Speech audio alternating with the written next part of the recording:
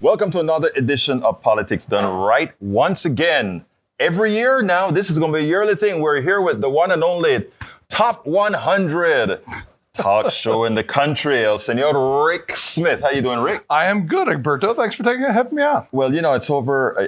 I guess it's a little bit under a year because the last time we met was in August last year at the Netroots in Pittsburgh. Now it's 1 year. What has happened in that 1 year that merits talking about?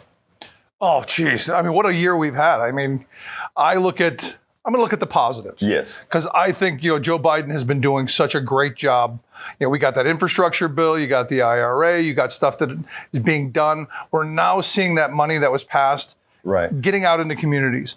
I drove here from Pennsylvania, so we drove the entire way from central Pennsylvania to Chicago, and all of the construction and all of the time I had to wait in traffic and all of the things that I blame Joe Biden. Joe Biden did that. But it's bringing jobs, But it's bringing jobs, and it's going to make our infrastructure better. It's going to make us more competitive. It's going to give us opportunities of the future. This is building and investing in this country where the last guy talked about it.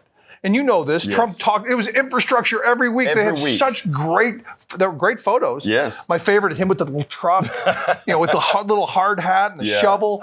Every week was a photo op for infrastructure week, but he never did anything. Yeah. And that really was indicative of the entire Trump administration. Right. Lots of talk, lots of big talk. Yes. Lots of the best talk. Yes. The best words. Yes. But no action. Yeah. Biden, no words. And, look, the guy can't get a sentence out. Yeah. But he's doing the work. Jelly Bucket Joe is showing up and showing us that he can get things done. Now, let me ask you the real question here, though. Now that you started off with Joe Biden and how good the infrastructure bill is working. And it's not only the infrastructure bill that's bringing in jobs. We also have the one that brings the chips bill.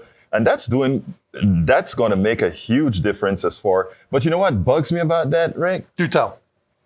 Well, no, not only that. Let me tell you what. Check this out. We have corporations, capitalist corporations that tell you, let the market take care of all these things. They market overseas. After they market overseas, or rather they build overseas, the supply chain gets screwed because of things that they should have foreseen that they didn't foresee. And now we pay to bring this stuff back to America. Why isn't it the profit motive allows you to take risks? Man, I am so with you on this, but here's the reality. Yeah. If we don't, it doesn't happen. I agree. In this moment. And this is where I've had to swallow my pride in this, because I'm with you. Originally, I'm like, why are we giving corporate America money? Right. We paid them to leave, and now we're paying them to come back. Right. At the end of the day, what I think Biden is doing, and the bigger than just the bills that were passed, is putting us on a different path. We've been through neoliberalism for the last 50 years. Right. Supply side voodoo Reaganomics has been the core of our economic principles for the last 40 years. I think Biden's moving us away from that, back to the old ideals of FDR and an active government investing and spending money to create jobs. I think that's important. And it's a shift of mindset. It's a shift of public policy. It's away from government is the problem to government can be part of the solution. Now, let me ask you, do you think that's the reason why he went, because a lot of people thought it was a mistake for him to label what we have now Biden? I'm all in favor of it. He labeled it because he wants to say this is a new way of doing it. We don't want supply side anymore. And I don't know. I don't think he did it. But he has to convince me, first of all, that he is really not going to get away from the neoliberalism. He hasn't convinced me yet, his Senate record is right there. Yes. I mean, the reality is he was the harden of the DLC Clinton era neoliberalism. But as president, what I have seen him do is moving away from that. And that's what, again, I am, let me tell you, first of all, as a very progressive guy, likely more progressive than you are, I found that I am very happy with, compared to what I expected out of Biden, I'm like extremely happy. He was my fourth choice. No. Look, you scare me, man. No, he was my fourth choice. Yeah, I mean, I thought I was bad. Okay. No, I look, and I said at the end of the day, he was my fourth choice. He's got through the primaries. He was the president. Now the job was, and this is the job of politics as a whole. Right. We are never going to get the perfect candidate. Exactly. We're never going to get. I don't agree with myself 100% of the time. Oh boy, how am I going to find a politician? That is concerning now. That is concerning. All right, that's concerning. But I'm with you. No, how am I going to find a politician that I'm going to agree with 100% of the time? Right. This purity test stuff that we keep throwing out is ridiculous because we end up getting, I'm not going to vote for Hillary. Right. So what do we get? We got a maniac. But we could have moved Hillary. Yes. Yes. So for me, it's you get someone in there who is movable, you get someone in there who's willing to listen, and then you organize people to say, no, you know what? This is what we want. And we've forgotten this in this country. We've got savior mentality. Right. When Obama became president, he's the savior. He's going to do all this stuff. He didn't do much of anything because we stopped pushing. You remember the first thing that occurred with Obama? OFA somehow disappeared. You remember OFA was a big thing. I was against OFA from the beginning, and I'll tell you why. As a labor guy, the strength that labor has is its people. Competing with OFA? Oh, it was absolutely. It was. OFA was created to take those labor activists and internalize them in the campaign, right? So that they could get away from labor. I truly believe that. Actually believe that because that's whether it was intended or not. Consequences. It's saying. What happened. Well, I mean, I'll give that it's the consequences, but then I'm going to tell you something. I think when Obama went into office, I always talk about there's a president and then there's a presidency. And the presidency has a hell of a lot more pull than the president. Yeah. And I think he suffered from the presidency. And also, he suffered from being the first black president and having to... There are things that Biden can get away with and do that Obama just couldn't do. And I know you probably would squirm at that, but I honestly think... I'm trying to think of what that would look like. Because I'm thinking about all of my listeners in very red communities who Biden can do no right. Exactly. So, he tripped over a sandbag. But I'm not talking about Republicans at all. Okay. I'm talking about Democrats.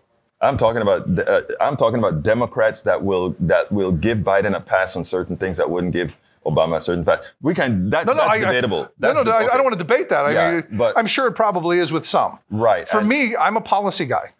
My problem with Obama is I shook the man's hand twice. Right. He looked me in the eye and said, "Rick, we're going to get the Employee Free Choice Act. There's something better." And we didn't even discuss it. Well, and that's my problem. We can also say that with the immigration bill, right? Sure, all of that. So I mean, there are a lot of things. That's because we didn't organize enough. Right, exactly. That's because we went home. We had to push him. That's the reality. I mean, you go back to the FDR years, there were people in the streets. The National Labor Relations Act didn't just happen. Right. The National Labor Relations Act was a peace treaty. Right. Because workers were tearing this country apart brick by brick because they were hungry. Right. Because they were being abused in the workplace because they were being cheated. The reason I love events like this is because these are where the activists are. These are the people who are going to be in the streets. So we need those people in the streets to rile folks up, get them marching. We got to shut stuff down. You got to shut stuff down. But you got to force politicians who are just tools. They're not saviors. They're not heroes. They're not visionaries. They're tools to get what we, the people, need. And we got to think back like that again. It's interesting that when you mentioned about we fell off after Obama, we looked at him as a savior and think he's going to do everything. Biden, the one thing I can say about the Progressive Caucus and Biden is that behind the scenes, they've been working very, very hard with Biden. And they let Biden know we'll have your back, but you got to have ours too. Absolutely. And that's how politics works. Yeah, exactly. You stop and think about every advancement forward. It was the people pushing it. Right. It was the fear of we're going to throw the bums out. Yeah. And the Republicans don't fear this anymore. They've gerrymandered things so badly that Republican votes don't matter. Because I know Republicans who are not thrilled with Trump. I know Republicans who aren't thrilled the fact that the Republicans who control the House of Representatives have no idea of how to govern or where to take this country. All they know is division and, hey, look at me. Look how crazy I am. Woohoo! That's what they know. I mean, it's true, though. That's it. It's true. This morning I did my Houston show from a hotel room and live. But this caller called in and he said, there's what's his name that's running for the Green Party now. I can't remember. Oh, Cornel West. Cornel West, right? And he brought him up and I said, look, I'm going to tell you something about privilege. And this is what I mean about privilege. Those folks who can support Cornel West, it's not that they're bad people, but in a lot of ways, I think you can be a bit short-sighted. And why is that? Because the people are going to hurt. The people that can say, well, we're just going to stick it to him. Yeah. We'll stick it to him. But the folks that really hurt are the ones who went ahead and they continued to, they went ahead and they voted for Biden because they thought, I have to take the best of the choices that I got here. Well, you did. You took your fourth choice, and I think he got it at the end, but I think what we have to get across is, look, we would love there to be more parties and better choices, but we don't have that. Right. And we can't sacrifice those people who, because, look, to be frank, if Trump won, you're fine. Trump won, I'm fine. But there are a group of folks in the ghettos, in my thing I said, the ghettos, the barrios, and Appalachia. And you understand the stereotype there. Yeah, poor people. Poor people. They don't get that opportunity. So we are the ones who always have to be looking out for those folks. On the Green Party front, look, I love the fact that there's somebody out there pushing their agendas. Right. And in a state like Illinois, like where we are, does it matter if 1% of the people vote for the Green Party? Not there. But in a swing state like Pennsylvania or Wisconsin or Michigan, this is where I'm a big fan of ranked choice voting, instant runoff voting, whatever you want to call that, so that you can vote your conscience and then vote what's in your best interest. Right. That's part of this. But in places where truly before the votes are even cast, we know which the way the state's going. That's great. But I fear, Cornel West is the next Jill Stein, is the next Ralph Nader, in very isolated, small spaces, could play spoiler. Yeah. No, and I like Cornel West. I think I have spoken to Cornel. He's great. Yeah, I love Cornel, and that's what I was talking to my friend, and I said before I went on air, I said the problem with Cornel is, he's smart and all of that. He's smart for a lot of us, but the problem is you ever tried to throw Cornel in certain places to talk? They don't understand what the hell he's saying. And it's big. I'm not allowed to say that. Why aren't you allowed to say that? No, that gets me canceled. We're going to have to stop that bull. You know that, right? No, I do. And that's a problem with where we are. Have to stop that, right? No. Like, I don't play in a lot of audiences either. But here's the thing about it. I speak about everybody. Right. I don't care if you're white, black, blue, Chinese, or whatever. I'm going to talk about it. That's why I guess I'm a loner, But anyhow. No. I agree with you, and this is where I'm with you on the fact that we should be having conversations that we're not. We're still at the base. Right. We can't get to the apex until we get through all the minutia of the bottom. But then we also have to have the sacrificial lambs that are going to actually test those waters so that others can defend. When you look at me and tell me, well, you can say that I can't, I'm like, no. If you happen to say it and somebody give you hell, give me a call and I'll say, no, you got the cred. I ran into this yesterday. Two people were talking in front of me, and one person was trying to make a point, and this other person was of a minority status, and that person took offense by what this other person was saying, and I don't believe that the person who said it was trying to be offensive. They were just inarticulate, right? And there wasn't a moment to go, hey, I didn't like what you said. It was cut off and run. Yeah, and again, that is, that's where somebody like me comes in, right? Because even if you listen to my show in Houston, we get a lot of that, and I like people to be impolite in when they're saying if they think they're impolite. I like people to say if people don't start saying what's on the inside, you can never correct what's on you can never correct it. So no, I want people to talk, and I don't. When folks come on, you get a break because you're Rick Smith, and you are rated on the top, the top 5 progressive shows in the top 100, which is the only 5 progressive shows in the top 100. Since you're there, you get a pass. But when people come on my show, and if a white guy come on my show and look at me like, well, I can't say that, I'm gonna say, BS. What is it that you mean, brother? What I mean is, look, in my community, I live in I grew up in an all-black neighborhood. I was the white kid in the black neighborhood. We played this neat game called Chase the White Kid and beat the crap out of him. And I joke that up until I was 13, I was half black. The other half clearly blue. Yeah. Because I was beaten up so much. But I now live in a predominantly white neighborhood of solidly middle class. And in that rural community, Cornel West, I live in central Pennsylvania. Okay. The joke about where I live is, you're in Appalachia, man. No, we're in central Pennsylvania. James Carville. Okay, James Carville. James Carville said about Pennsylvania, you got Pittsburgh on one end, Philadelphia in the middle, Philadelphia on the other end, and Alabama in the middle. So I'm in the Alabama section. Yeah, okay. They're still fighting the Civil War in my neighborhood in a lot of places. Yeah.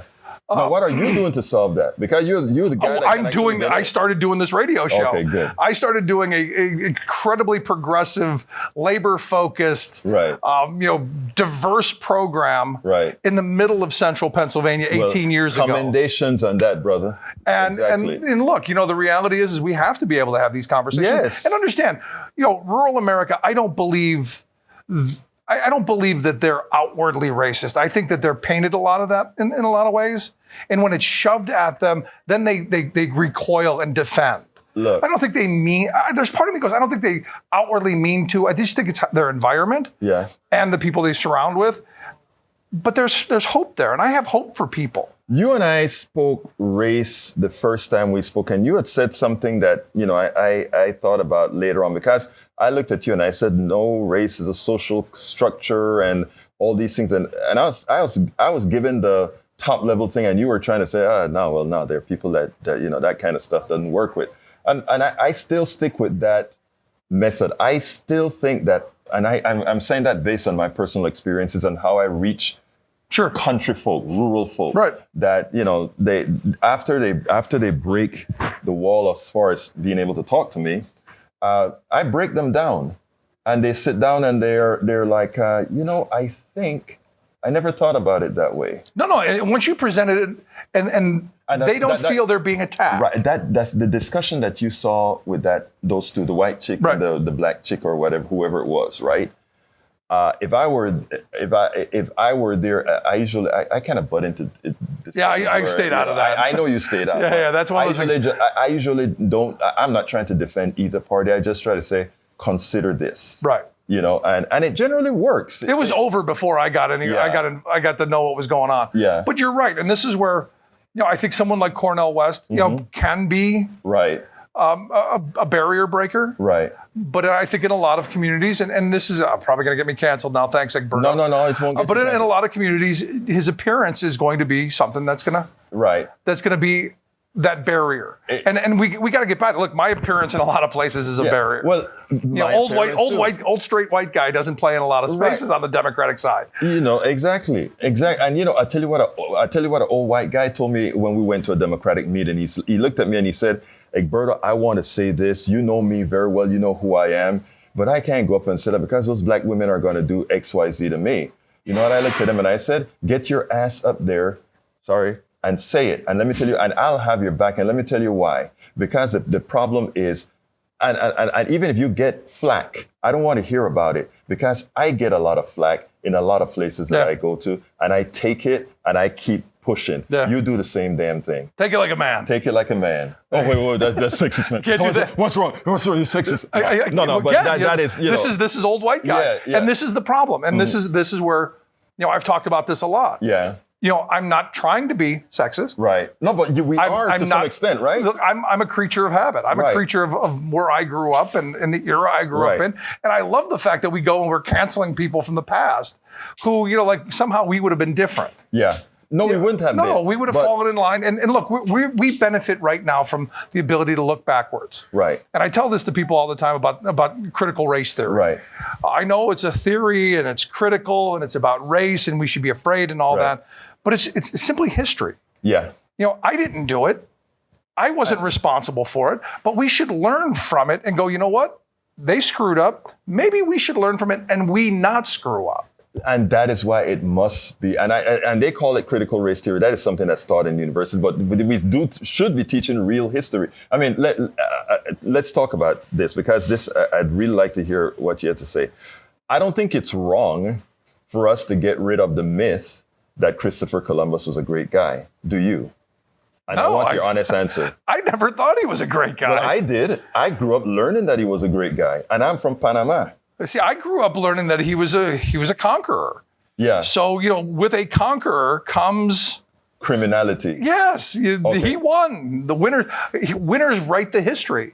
So you go and you think of all the horrible things that have happened throughout history. Yeah, sure, we whitewashed it to say, hey, the winners were the were the great ones. What did they do? They slaughtered people. But what I think is important, and I think even some Democrats don't like the idea of just telling the real history. Columbus didn't found America. People were here, man. How can you go, hey, can you move over? We're founding this place. So no, Rick, you haven't done anything wrong. I know I haven't. But and I haven't done anything wrong either. Okay?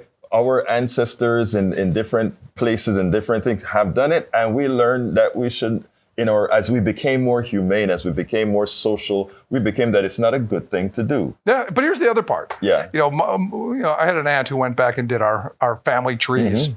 And here's what I know. Yeah.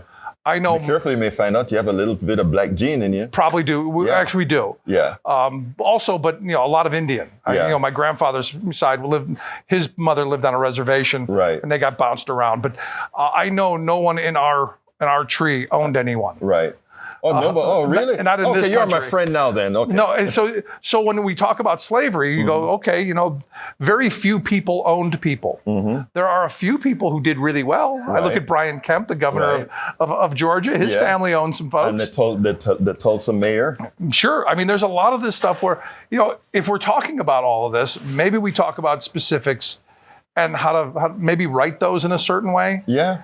But the other thing, Rick, that has to be acknowledged is, and I don't know where you stand on when people talk about privilege and all that kind of stuff, but those things are real. Sure. Okay. Because if I guarantee you, I tell you a quick. I've had negative interactions with police. Yeah. I've never been shot. Right, but it's not only about being shot. The first time a cop treated me nicely, I was going to do my radio show at KPFT, and he stopped me, and I know I was stopped for driving while black because I know I didn't go into that intersection. But he stopped me, and he was very, very nice. And he said, "You know why I stopped you?" "No, I don't." He said, "You shifted in the intersection." I didn't, I'm sure of it. But I was in the wrong neighborhood. I guess. Shifted? In other words, I changed lane. Oh, you changed lanes. Okay. In the intersection. But he was very nice, and I kept my hands on the steering wheel. I told him, "I'm not moving. I need to go to my back pocket. I'm living my life." That's how I interact with them. And he was smirking as I'm saying that, But he was very respectful and so forth. Yeah, see, now I have a similar story. I was racially profiled a number of times. Right. I had a friend who was a policeman on the east side of Cleveland, and if you know anything about Cleveland, Cleveland's a fairly segregated city. Yeah. East side is very, very black neighborhoods. It's all high poverty. Right. So 2:00 in the morning, I'm driving through East Cleveland. Right. And the policeman pulls me over. And he walks up to the car, and like you, he goes, "I pulled you over?" I go, "No." He goes, "I just want to know if you're lost." But that's a racial rule. That was a profiling to protect you. And that's the difference that really is the difference in privilege. Right. He didn't assume I was there for any criminal reason. He thought I was lost. And he needed to protect you. Yeah. I mean, so if you want to, that's reality in the world that we're in. Yes. And I understand that. But I'm gonna tell you, Rick, it's your responsibility as this good old white guy to reflect that. I've said that all the time. When we talk about racial profiling, I tell that story all the time. Okay, that's great. Because I've been profiled a bunch. But it's usually been positive. But let me finish my story because it's a quick one. I went ahead and I gave that cop kudos that night on my show. You would not imagine the flack I got for it from progressives. That's what he was supposed to do. Yeah. And I said, it's true. Yeah. But you know what? I felt if you give the positive affirmation to folks who are doing their job, it may induce others to do the same. And so my thing wasn't, I wanted to take a stance on how, what's going on. I wanted to say, if you are not moving the problem forward, making the problem better forward, what's the point? If you individually do well, as opposed to putting that out there, and maybe other cops would hear. And you know what? Other cops called in and made interesting statements like, well, I don't really do that. But, because what I did is after I left, I turned around and I said, this guy was nice. Let me take a picture with him.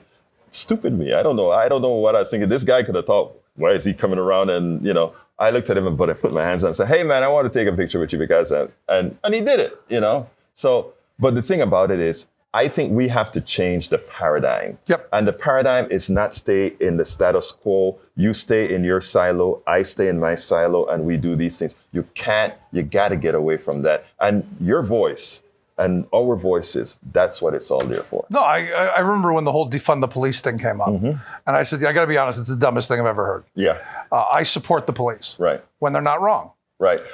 But the thing about it, and I asked the question, the moniker, the defund the police moniker, you knew the Republicans were going to use it. But that's not what it meant. But well, yeah, but then it's like anything in politics. If you're explaining, you're losing. You lose, exactly. Yeah. And I said from the beginning, I support the police when they're not wrong. When they do things wrong, you have to hold them accountable. Yes. We give them a lot of power. We give them a lot of authority. They have to not abuse that. Right. But I think you're right. I think in the times when they are doing their jobs and they are doing it well, you do need to give them a pat on the back. Everyone, I think that's part of the reason we're having such a hard time recruiting police, and why we're getting, in a lot of places, some of the wrong people. Yes. Some of the wrong people are now becoming policemen because we're going to crack down. We're going to whatever it seems like we're sending the wrong message. And I like I said, for me, it's not about ego or any of those things when it comes with dealing with folks now. It's about what can you do to actually make the society better. But here, Rick, we're coming at the closer here.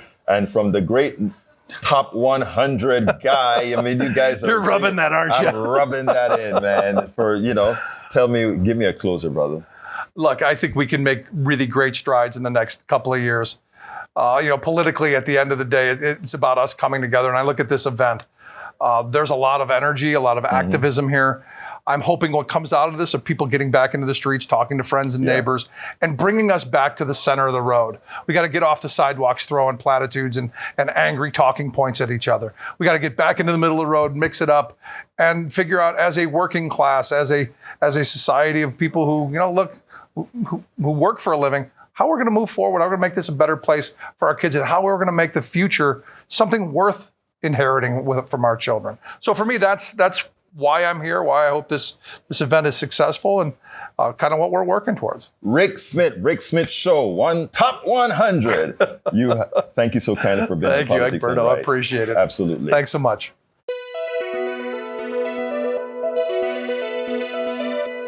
We spend a lot of time deconstructing the news, trying to parse it into a form that everybody can understand. We try to find those little nitpicks where it flies above the fray, etc.